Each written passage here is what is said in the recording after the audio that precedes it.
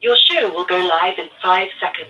Four, three, two, one.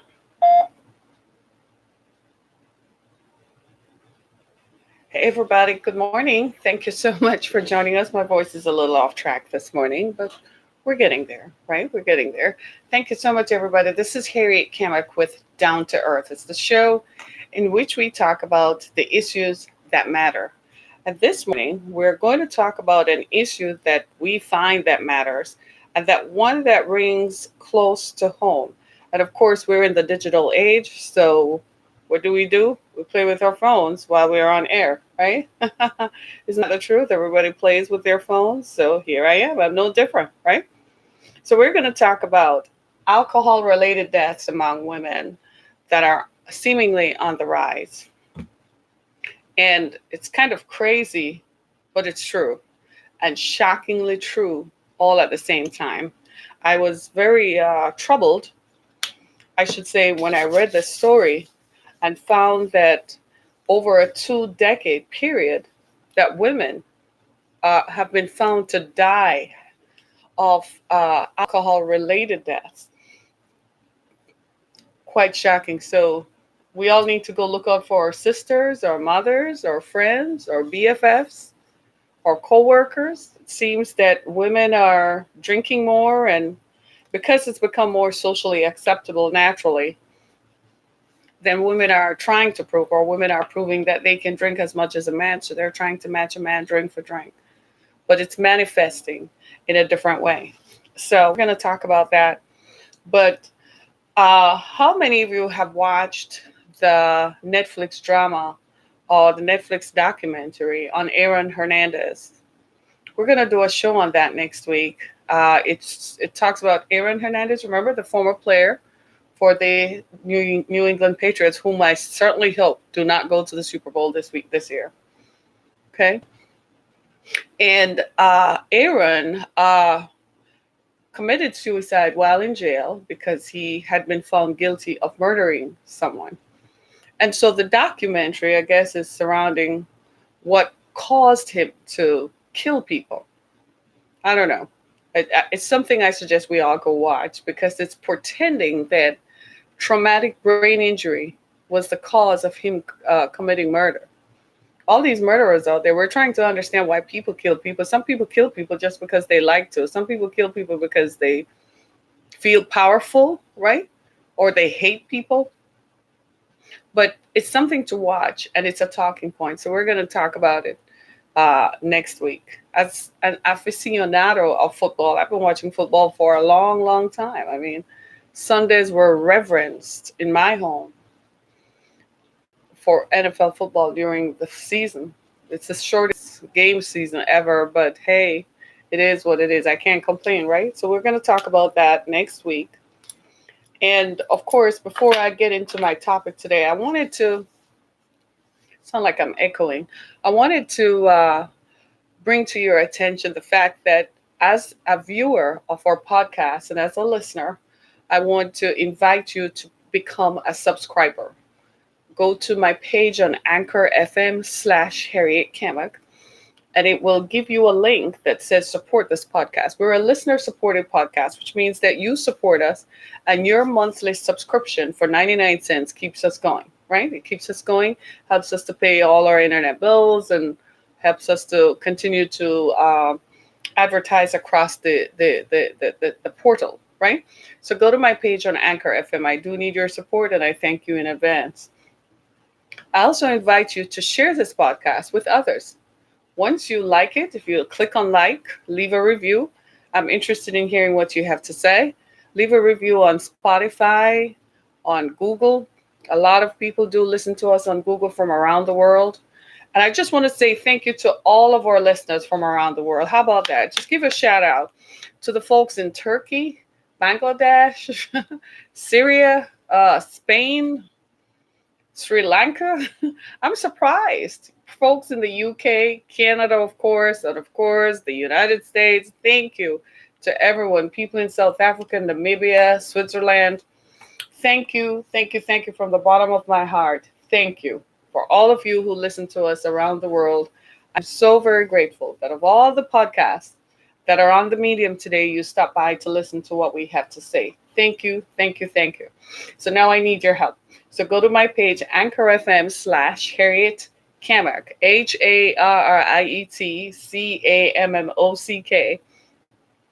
and click on support this podcast. Whatever you choose to do, there are a variety of ways to support it. It starts at only 99 cents, and everybody can support 99 cents, right? Start right there. It helps us to keep going. Thank you so very much. And the other thing I wanted to remind you of, I am an author. My books are available on Amazon.com as well as BarnesandNoble.com, and you can find me on Google. If you have a phone today, open your phone to Google and drop my name in your search engine, and the first thing that pops up will be a Google page which shows that I'm an author, and it gives you a link to where my books are sold. Right? My 3 books are out. You can expect my 4th book, After the Fire, to be out in a few months, right? So go ahead and support us. Thank you, thank you, thank you, right? So I'm grateful for all the support over the years, for all the things that you have done, and I am so very grateful and thrilled that we're here. Yesterday, we talked a lot about, Monday, we talked about debtors' prisons, and yesterday, we talked about working class Americans dying deaths of despair. And the pullback from that was something else. I guess a lot of people either related to it or didn't want to accept that they could relate to it. But it is what it is. And today, I don't know how you feel, but thank you for consistently being my viewers. I want to thank you so much. I do appreciate you taking the time out. But alcohol-related deaths are on the rise among women. In a study that was done recently, and after careful review of death certificates over 2 decades, it was revealed that women, deaths from alcohol-related diseases among women increased by 85% between 1999 and 2017. That's remarkable. Between 1999 and 2017, deaths from alcohol among women increased 85%. We're not talking about 5% or 15%, which would have been remarkable, but 85%. That means more women sat down and put one back and put one back.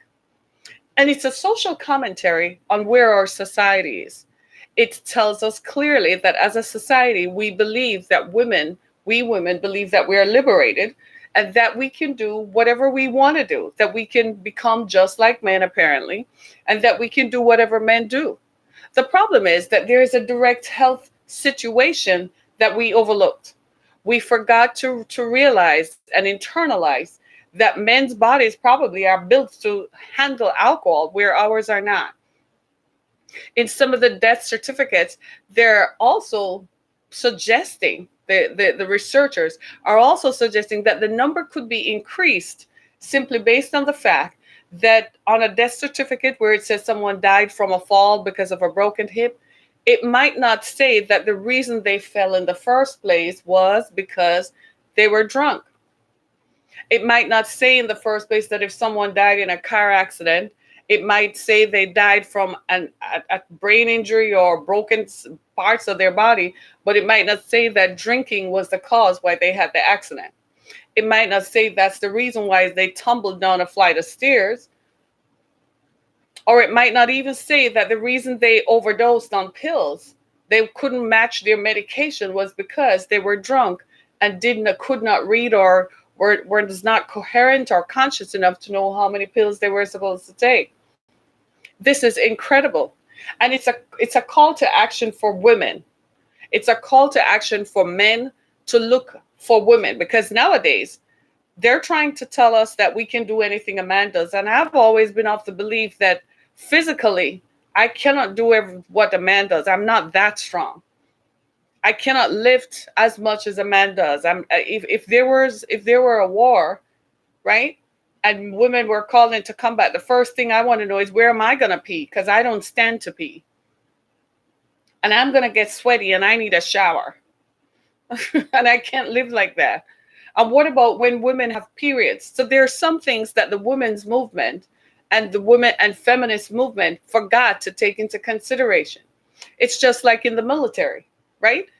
You were so anxious for women to be taken equally. We forgot that we were to spend time on the issues that matter. The issues that matter is, when we are qualified for the job, then we should be given the job based on qualifications. But what we forgot to take into consideration is that if women go in combat, we have tissues, we have boobs, we have hair to worry about, right? Are we all going to just cut our hair off, right? And then we have periods. So how are you going to have a period while you're out in combat for days, when you're out hidden somewhere? You're going to take a pill so you don't have a period for months? I just want to know. There's some things we didn't take into consideration. This is why recently, when we thought there was going to be a world war, there were so many jokes on Twitter circulating about women, and women just suddenly saying, I'm a stay-at-home mom. I stay home and take care of the kids. I don't have anything to say. I don't want to be in a war. Because suddenly the reality is, who wants that? I want to wear makeup every day. Can I put my makeup on before combat starts? There are some things we did not take into consideration. And one of them is proving this idea that is proposed and it's propagated across media, in comedies and in movies and on films, perpetuated by the Hollywood elite and the Hollywood establishment, is that a woman can drink. So in every film, a woman is always drinking. It seems to me that women drink all day, every day. So now it's accepted as a norm.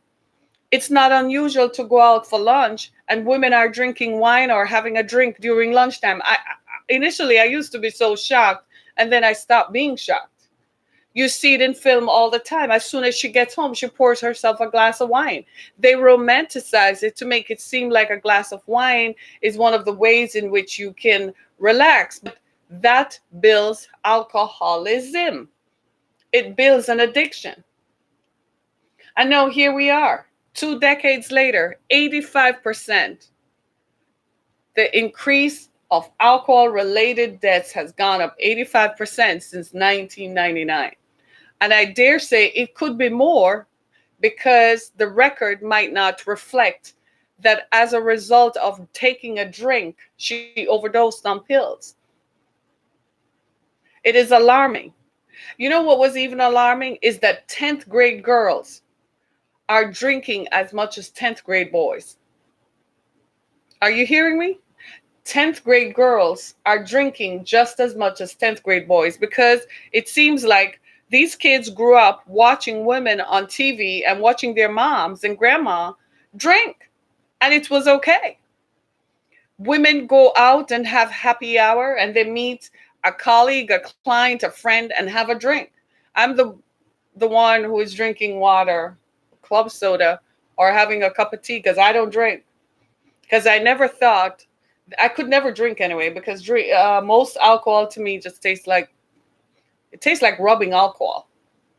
So it's not pleasurable. I could not derive pleasure from something that I knew was going to be inherently bad for me.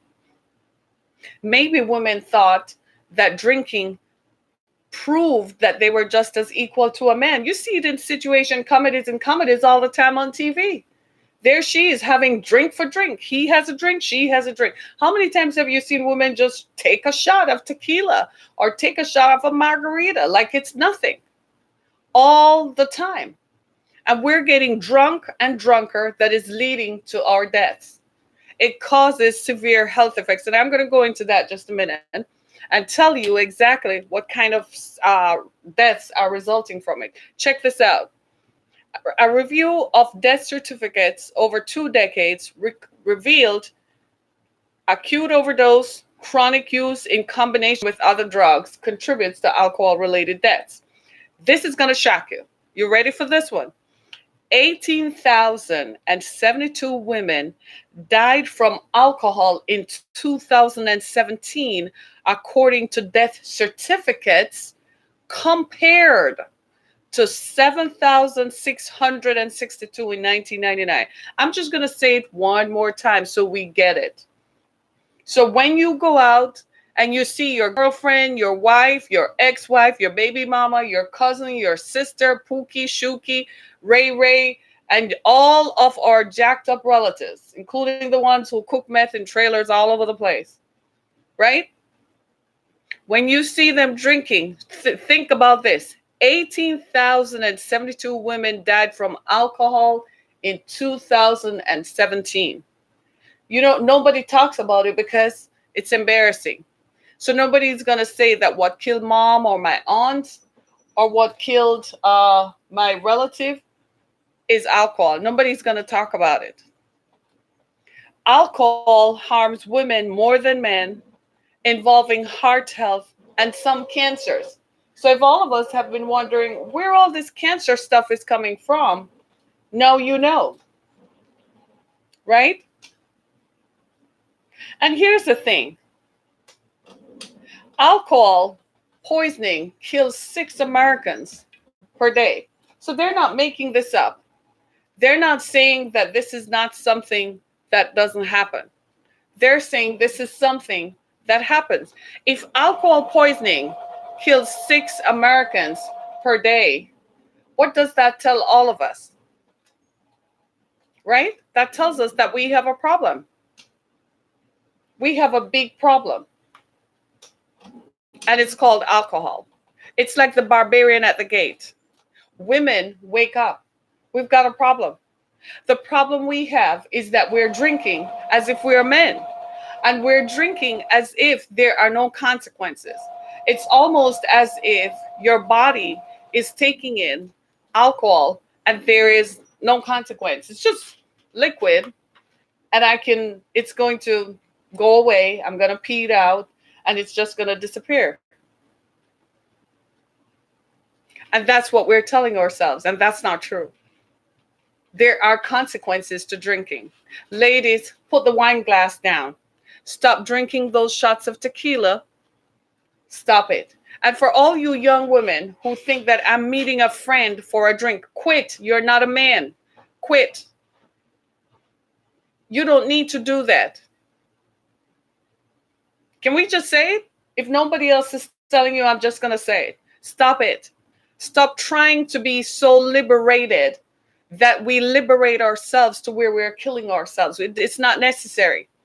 We have already made great strides. We still have a long way to go. The areas that we still need to win in on gender equality, the areas we still need to win in is equal pay.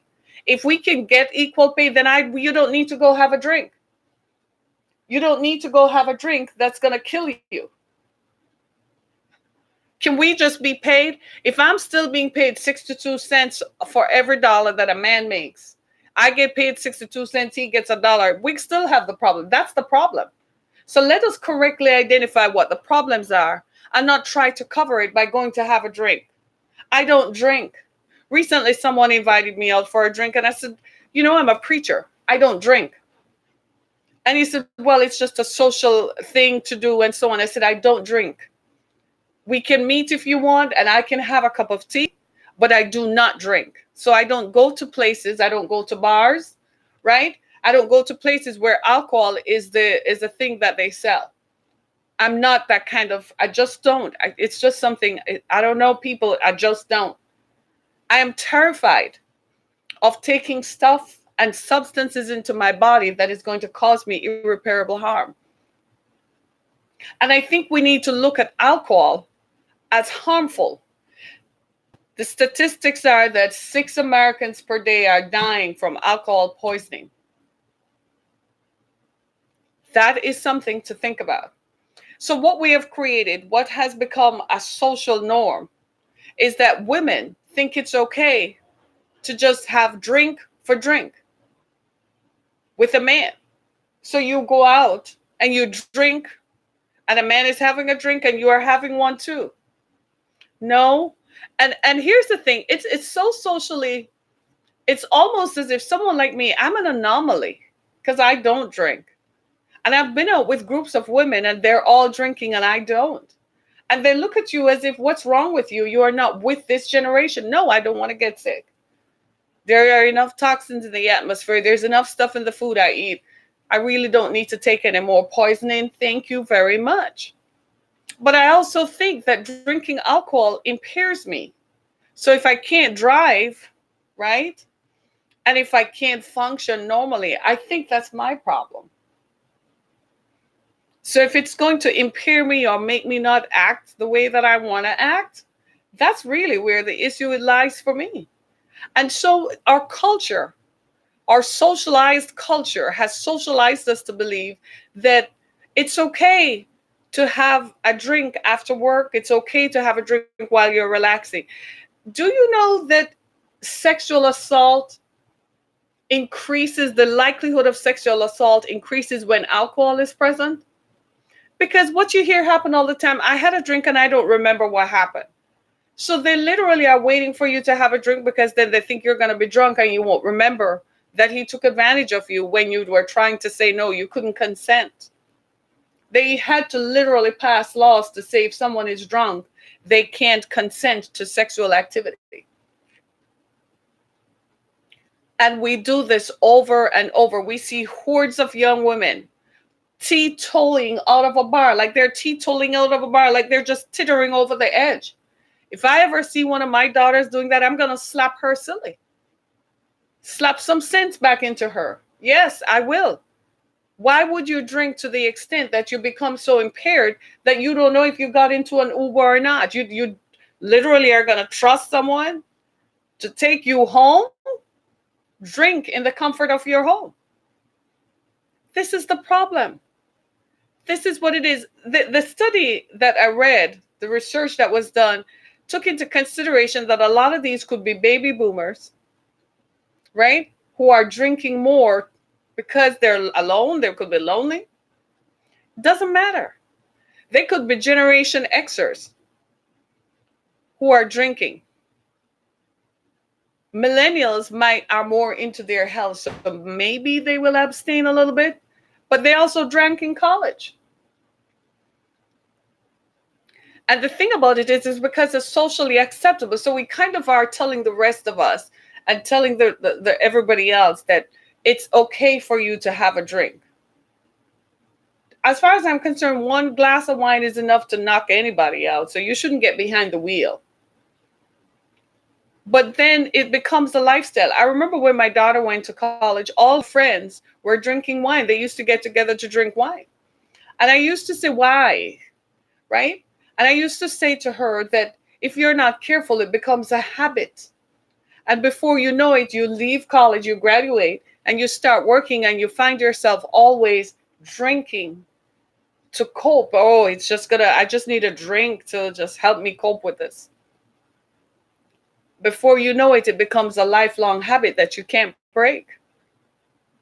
Alcohol is related to heart health and some cancers in women. But what about the woman who has a drink, gets knocked out, her blood pressure is so high, she ends up with a stroke, she lives alone, and nobody has heard from her for 2 or 3 days? Check on your people, right? Check on your peeps, people. Find out where they are. Go check on your peeps. Go watch mama and watch grandma reach out to people. Talk to people. Tell them, put the bottle down. Come on, put the bottle down. Put that bottle down. Put the shot glass down. I know in our culture, I lived with, my ex-husband was an alcoholic, so I know what I'm talking about. I mean, he lived for entertaining his friends. As soon as someone came over, he offered them a drink, even if they didn't want to drink. He was forcing it on them because he wanted an excuse to drink. And so we had liquor like it was going out of style. I mean, he had a Johnny Walker Black thing that was half my height. So he used to buy Johnny Walker Black and Johnny Walker Red whiskey. He explained to me the difference between Hennessy And what's the other one? He drank only Remy Martin. That thing is expensive. I think it's still expensive today. Right? He explained the difference to me. He introduced me to what is Glenfiddich, the Scotch whiskey, and what aged whiskey means. I kid you not. He didn't even drink American whiskey. Oh, he said he didn't drink bourbon from Kentucky. He's like, that stuff don't taste terrible. And I'm like, doesn't all of it taste bad? So I lived with an alcoholic. He drank so much that the doctors, after he and I got divorced, he called me to tell me the doctors told him if he had one more drink, he would die immediately. His liver would stop functioning. He had to go to an alcohol treatment program to cope with not drinking. Are you listening to me? So I know what I'm talking about. He had rage when he didn't drink alcohol because I couldn't handle it. And he used to say, why don't you have a drink with me? He wanted to force me to drink. It just wasn't my thing. It tasted like rubbing alcohol. I couldn't drink, so he stopped. Right? And there are people, a lot of people who live alone, who drink constantly. And my friends, we need to stop it. We need to stop. Ladies, we need to stop drinking. Put the glass down and put the bottle down. Some of you on a Friday night, you didn't get the date. You're divorced. Then you pick up Facebook, or so a friend called you and tell you that they see your ex with some new girl, and you go take a bottle and pour yourself a drink sitting in front of the TV, and you take the bottle into the bedroom. I have relatives whom I've seen do that. They take a bottle into the bedroom, especially when they get divorced and they have to drop the kids off. She'd take a bottle into the bedroom. And when I tried to help, she said, you don't know what this is like. You just go sit down and pray. Yeah. Right? We got to stop the drinking. Put the glass down. Tell your friends, put the glass down. Put the bottle down. As we look at this, it's telling us a lot about our culture. It's telling us about where we are socially and where we are as a civilization. That in an effort to prove that we're as equal to men as possible, we might have crossed the line. We missed the boat. The areas that we should seek equality on, whilst we are seeking those, we're trying to prove it in other areas that are not necessary. Ladies, don't go try to lift up a dump truck. There's just some things. I'm not going to pick up a gun and run into combat. That there are just some things. No, because I still want to know, how do you pee? When people say they're this and that, I'm like, when you go to pee, how do you do it? Do you stand or do you have to squat? Do you sit when you pee or do you stand? Do you still have to deal with PMS? Right? And your body acting funny at certain times of the month, and you can't eat enough chocolate, and you gain 10 pounds of water weight, and people call you fat at certain times of the month when it really had nothing to do with anything, but that's just how your body works. We've got to put the bottle down.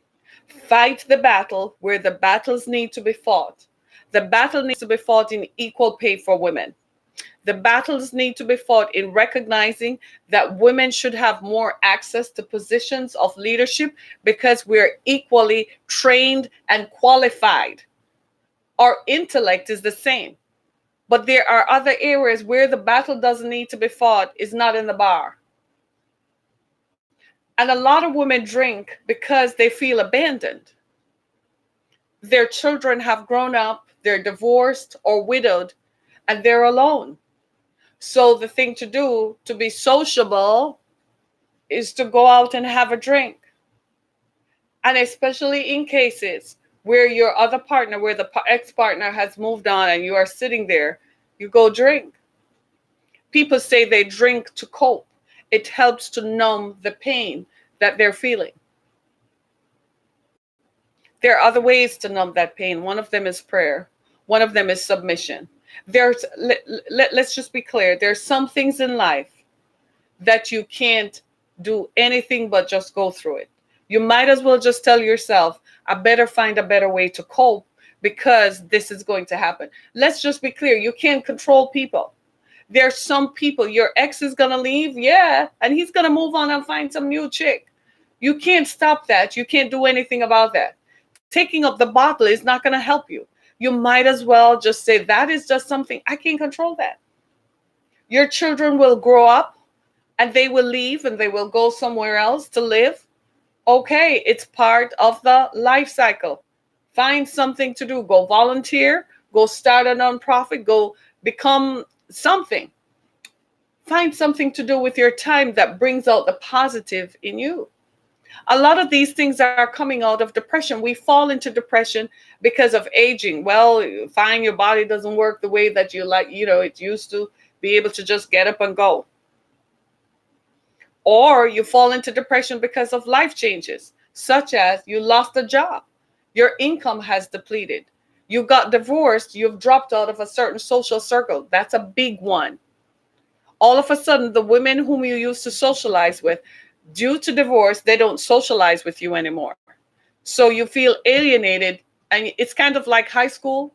Yeah. When everybody's in the cafeteria and the cool girls are sitting at the table and you're not invited, that's how you feel. It brings back that feeling, or it makes you feel that, simulates that kind of feeling. Well, go be something constructive and prove to those idiots that you're better. Move on. So what?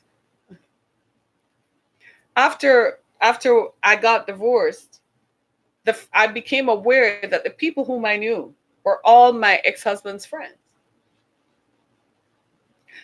And they left. People take sides. And again, maybe the women didn't want an attractive woman in their midst around their husbands. Whatever the reasons were, I ended up being alone. I didn't take to the bottle. I didn't drink. I just said, okay, you don't want to talk to me? Keep it stepping. I got stuff to do and I'm going to move on. I never looked back. I never called them. Never had anything to do with them. Stayed away, lived my own life, found a new group of people. Sometimes that's what you have to do, right? Sometimes you get divorced, you find yourself living in the same house, and all you're thinking about is when we were married and the house used to be filled with these people. How about put it on the market and go live in a different house? Move to the other side of town. Join a new gym. Go do yoga. Right? Go hang out with some new, different people. Just start making friendships. Say, hey, you want to go have a cup of coffee sometime? I found this new bakery down the street. You can go sit down and check it out. People don't go to the movies anymore because they do things in the movies like air out their AR-15. So nobody does that anymore.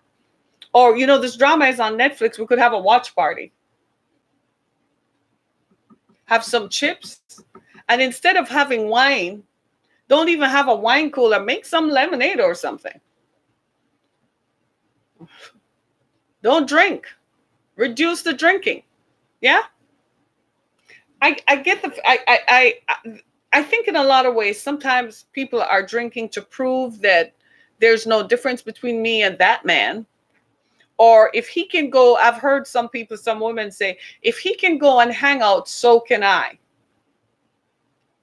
I remember we had to overcome the stereotype that if a man, has multiple liaisons with and multiple sexual partners, if a woman tried to do the same thing, she's called a slut but a man does it and he's just, hey, he's a player.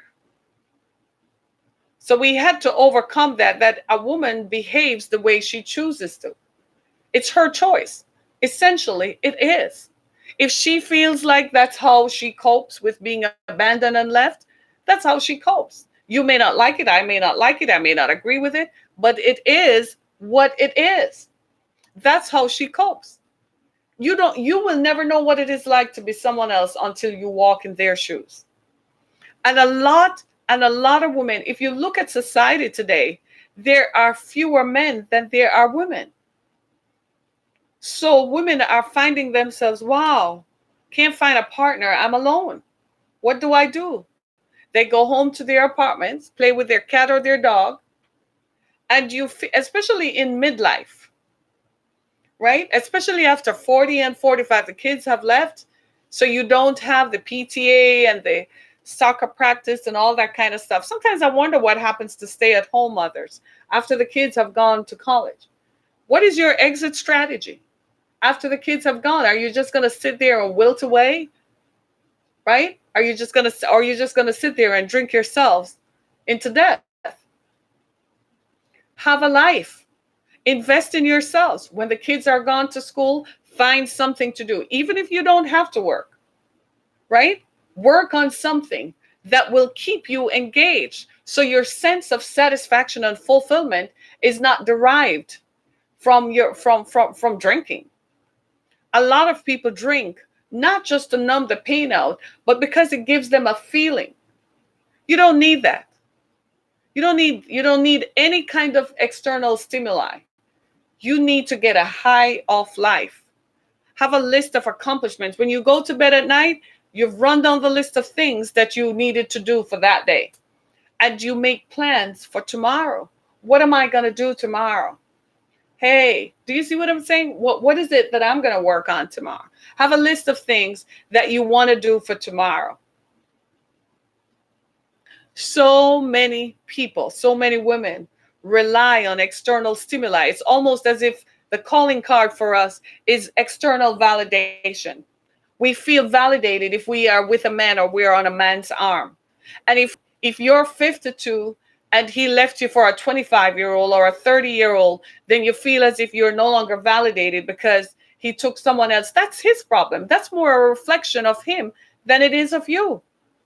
And if you can't find someone else to be on someone's arm, there are armloads of things that you can do, armloads of projects that you can do that can be equally fulfilling. In other words, change your mindset. We place way too much validation on other people validating our existence. How about just being self-validated? I am a human being and I am here. Do you know what I have found? A woman who is confident and conscious of who she is the most dangerous female on the planet. That's the one nobody wants because they're afraid of her because she's powerful. She's powerful because she's empowered. She does not rely on anyone else's validation to affirm her existence. That female is the most powerful. I don't have to look like anyone to be me. I was created in my way. This is the way that I was created. I'm fine. I don't need you to validate my existence that I'm human. And if it happens, it happens. But if it doesn't, I'm not going to crawl up in a ball and roll under a bed and pull out a bottle at night to say, oh my God, woe is me. No, we need to find better ways to cope. And one of the things that I've noticed about the well-being movement, it has not addressed this part of our lives. It tells us to eat and drink green stuff and all kinds of horrible tasting things that make us vomit and stuff. That still didn't stop the cancers from afflicting our bodies, but it never told us about self-affirmation and validation. Women today are still being validated. You know, one of the common ways is dress size. I know that because I've been afflicted with that for years. I mean, it took a heck of a lot to not eat, to stay a size 2. A few years ago, I said, quit. I can't be bothered. I'm hungry all the time and irritable. I have to eat. And I'm happy. You don't like it, that's your problem. As long as my doctor and my healthcare is good, then tough luck to you. And I have to say that there is this body mass index is full of baloney. They need to quit it. A woman like me who has a bust, my body mass index is going to read higher because when they measure it around, I have bumps, I have boobs. They need to cut it out. So women now look at ourselves and we have to look androgynous almost. You have to look like a male body with just breasts on top of you, narrow hipped, no butt, no waistline. So you don't look like a woman, you look like a man, you just have boobs on. And that's the image that they're telling men that that's what a woman looks like.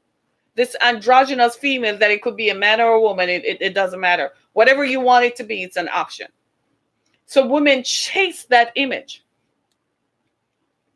And how a lot of women stay thin is by, you know it, drinking.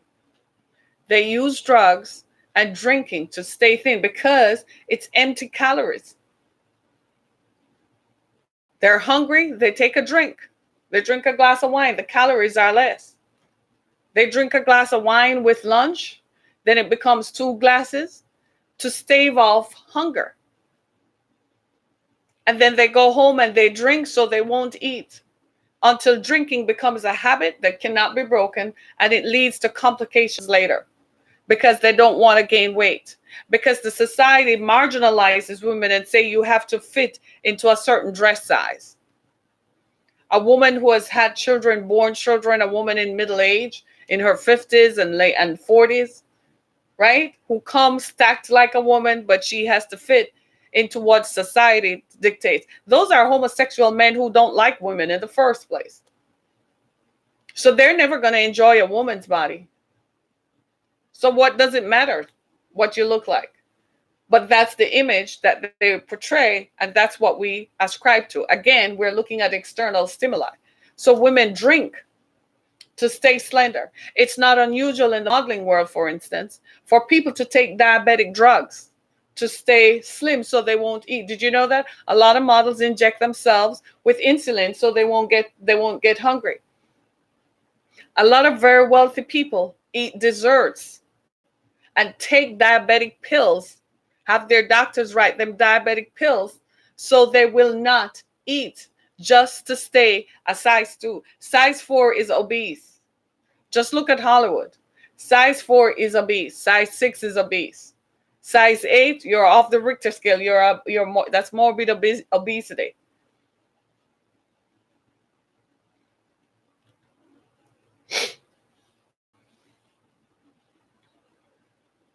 Hey, speaking the truth here, right? Right? Think about that. So people drink, and the end result of it is that people are dying because they drink for various reasons. And a lot of it is conformity. Separate and apart from numbing the pain out and trying to cope, a lot of it is conformity. You'd be surprised how women at the upper echelon of society, how frequently they drink. Sometimes they're stone cold drunk in the mornings. They can't wake up in the mornings. Stone cold drunk because they gotta fit into that size 2 and that size 0. That's what is acceptable. My thing is, go do lipo if it's that meaningful. But how do you maintain it? You can exercise all you want. Your body, if you eat, you're going to get hungry and you're going to eat. Right? So society has imposed all these unnatural expectations on women. Men don't have that. Hence the reason why you see a lot of men walking around with bellies. There's no societal expectation or societal pressure for them to stay slender or to do workout or so on. No, they do whatever they want to do and nobody says anything. We all know that guy who is Chub Chub Nation, but he's still a CEO. He's still a vice president. He's still in the C-suite. He's still in the C-suite. He's still head of the foundation. Right? Hey, happy 2020. Right? He's still in the C-suite. But a woman who looks like him, she's ostracized and vilified and made fun of by women and men.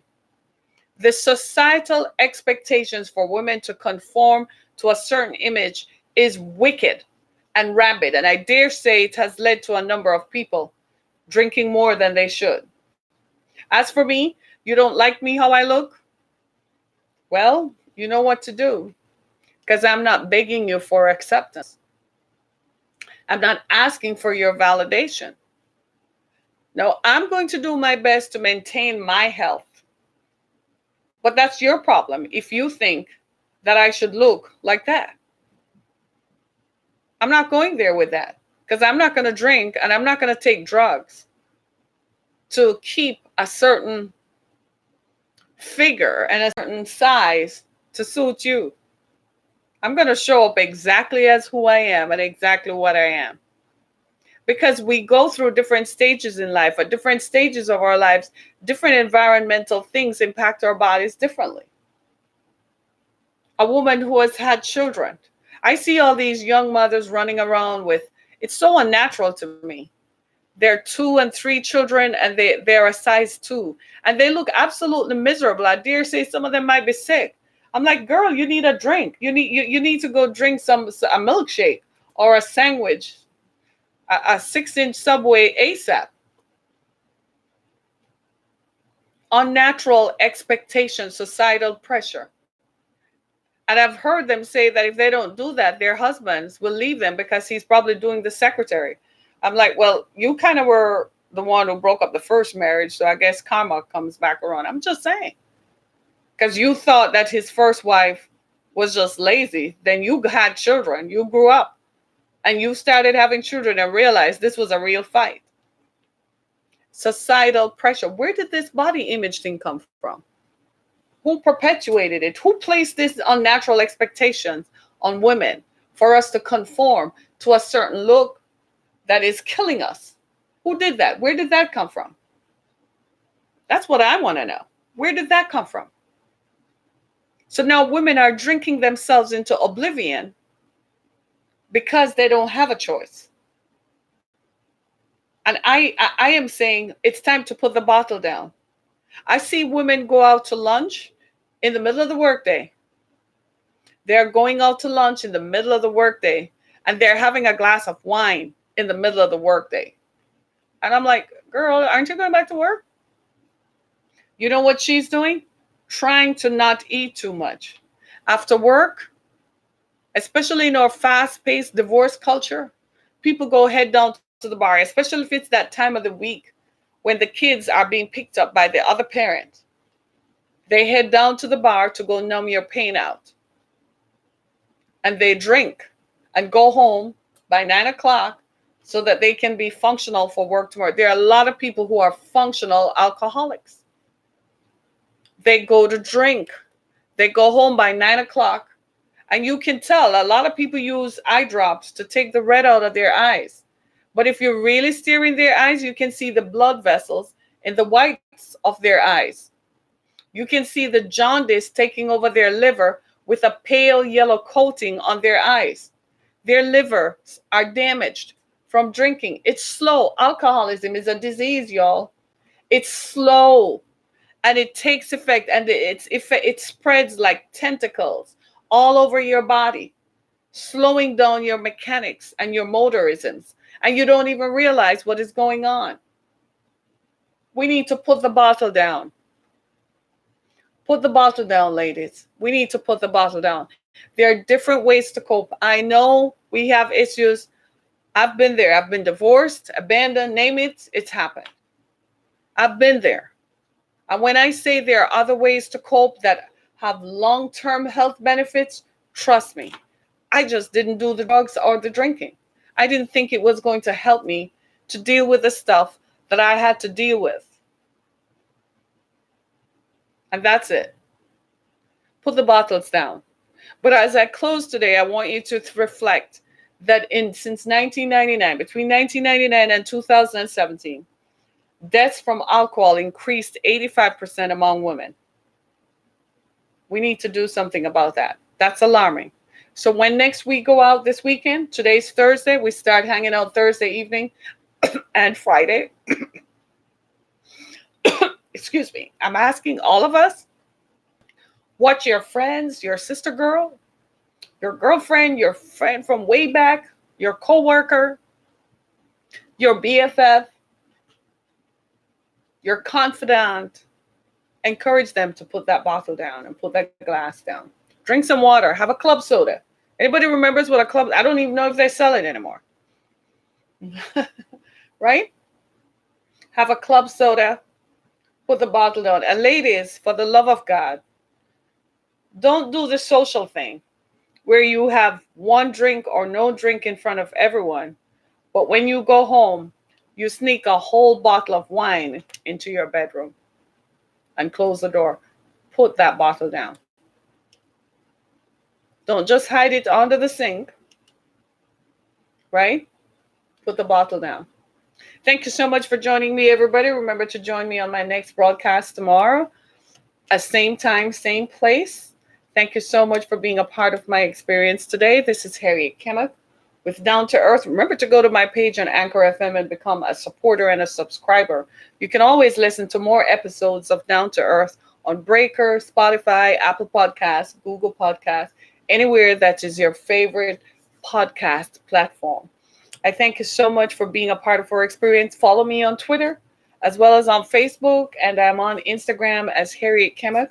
Leave your comments below our podcast so we know how you feel and what you're thinking and how these stories are impacting your life as much as it impacts mine. Trust me, the stories I talk about leave an impact on me just as well. Thank you, everyone. Can we take care of ourselves? Can we just promise yourself to love you and to take care of you no matter what? Can we just say that to ourselves? I promise that I love me and I am going to take care of me no matter what. Can we just say that and just mean that truly from a deep place within ourselves? That we love myself, we love ourselves so much. We're not going to do drugs and we're not going to drink or do anything that is harmful to us. Thank you so much. Be blessed, everybody. This is Harriet Kemmeth with Down to Earth. Remember to stay down to earth. Bye.